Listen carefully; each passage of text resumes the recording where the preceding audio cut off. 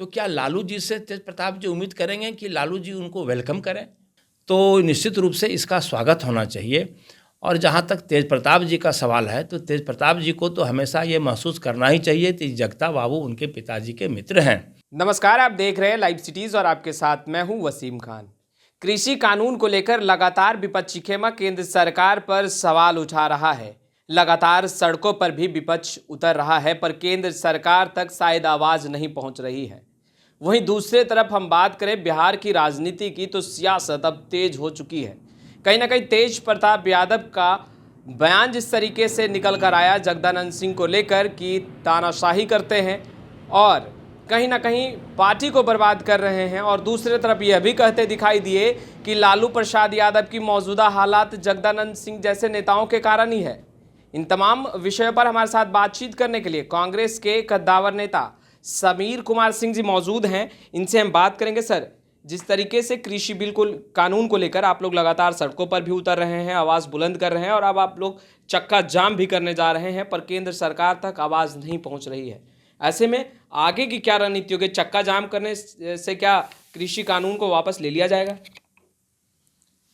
देखिए, जो कृषि कानून मोदी सरकार ने बनाया है उस पर पूरे देश के किसानों को गहरा संतोष है। और इस कानून को कोई भी किसान स्वीकार करने के लिए तैयार नहीं है। हम विपक्ष के लोग, हम लोगों का ये धर्म बनता है, कर्तव्य बनता है कि ऐसे काले कानून के चपेट में आने से किसानों को बचाया जाए।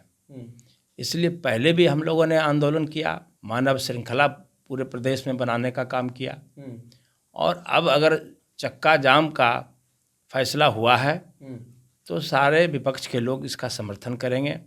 इसलिए कि किसान के बल पर ही हमारी सरकार बनती है, हमारी ताकत किसान है। हम भूख मिटाते हैं किसानों के कारण ही।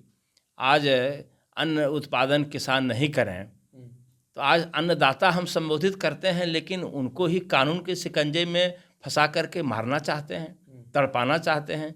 ऐसा कानून तो अंग्रेज के ज़माने में भी नहीं था।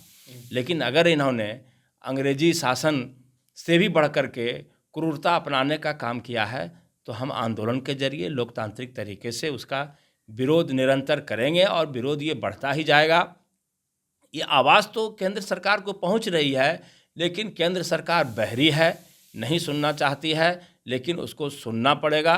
और नहीं तो ये 2024 में मोदी जी का जाना तय है, क्योंकि किसान ने ये संकल्प कर लिया है कि अब की बार मोदी जी नहीं लौट। किसानों को बरगला रहे हैं आप लोग, बहका रहे हैं आप लोग, उकसा रहे हैं आप लोग, ऐसा केंद्र सरकार की तरफ से लगातार जो एनडीए के नेता हैं वो कहते दिखाई दे रहे हैं। न हम लोग किसान को बरगला रहे हैं, न बहका रहे हैं। किसान के हक के लिए हम उनका समर्थन कर रहे हैं। ये हमारा ड्यूटी बनता है कि हम भारतीय किसान के सम्मान में, जो उन पर चक्की पीसने का काम किया है, दाल दरने का काम कर रही है केंद्र सरकार, उससे हम उन्हें राहत दिलाना चाहते हैं। इसलिए हम सड़क पर हैं, इसलिए हम संघर्ष करना चाहते हैं। सर, जगदानंद सिंह जी को लेकर के कल तेज प्रताप यादव का जिस तरीके से राजद कार्यालय में बयान निकल कर आया, तानाशाही करते हैं, मौजूदा जो लालू प्रसाद यादव की हालत है वो जगदानंद सिंह के कारण ही है। दूसरी तरफ यह भी कहते दिखाई दिए कि जगदानंद सिंह तानाशाही करते हैं। इस तरीके का बयान एक वरिष्ठ नेता को पे करना कैसे देख रहे हैं? देखिए, जगता बाबू लालू जी के खास लोगों में से हैं। बुरे दिन के भी साथी हैं, अच्छे दिन के भी साथी हैं। और कोई भी राजनीतिक मुहिम या कोई भी योजना लालू जी ने बनाई है तो उसमें जगता बाबू की मौजूदगी जरूर रही है। इसलिए जगता बाबू लालू जी को सब दिन मजबूत करने का काम किया है। हाँ, ये ठीक है कि जिसे तानाशाही कहा जा रहा है वो तानाशाही नहीं है। अनुशासित व्यक्ति को हमेशा तानाशाही संबोधित किया जाता है। ये हमारे समाज की परिपाटी है, क्योंकि अनुशासन के दायरे में किसी को रहना पसंद नहीं रहा हो गया है। इसलिए अगर जगता बाबू पार्टी में अनुशासन लाना चाहते हैं तो निश्चित रूप से इसका स्वागत होना चाहिए। और जहाँ तक तेज प्रताप जी का सवाल है, तो तेज प्रताप जी को तो हमेशा ये महसूस करना ही चाहिए कि जगता बाबू उनके पिताजी के मित्र हैं। इसलिए उनके लिए सम्मानजनक, पार्टी के लिए तो सम्मानजनक नेता हैं ही, लेकिन उनके लिए भी सम्मानजनक हैं। कभी जगता बाबू तेज प्रताप को नीचे देखना नहीं चाहेंगे, तेज प्रताप को आगे ही बढ़ाने का काम करेंगे। वे अभिभावक तुल्य उनके हैं और हम लोग अलग पार्टी में रह के भी जगता बाबू का सम्मान करते हैं, वो आदरणीय हैं और लालू जी के बहुत खासम खास हैं।